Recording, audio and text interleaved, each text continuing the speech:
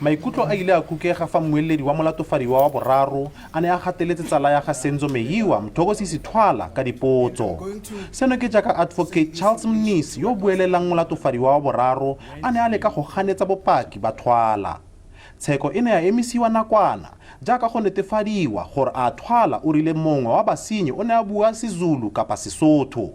Initially, my question was, why do you say that in what this person said, there was a Sotho, there was some Sotho, which word you use in your main testimony?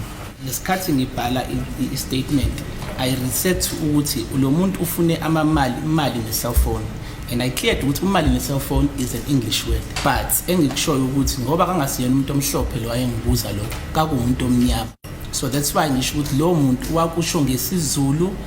Ngisho ukuthi mhlawumbe hayi ukuthi umsuthi, but ngoba manje ngixaka ukuthi indaba sise mhlawumbe ngoba ngithegoli angisho kanjalo, but it was towards isiZulu kakhulu.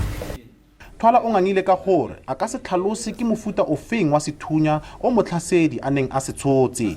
Seno ke lefa boleletswe gore o pakile gore mofuta wa sethunya seo ke revolver. You went on to tell Ms. Steenkamp that the white side of this person's, that the white part of this person's eye that is supposed to be white, but his was red. You also told Mrs. Steenkamp that this person had a weapon which you identified as an old revolver. Tsheko e tswela ka moso mabapi le dipotsoloso. Mo Fentse Stimo, SABC News, Pretoria.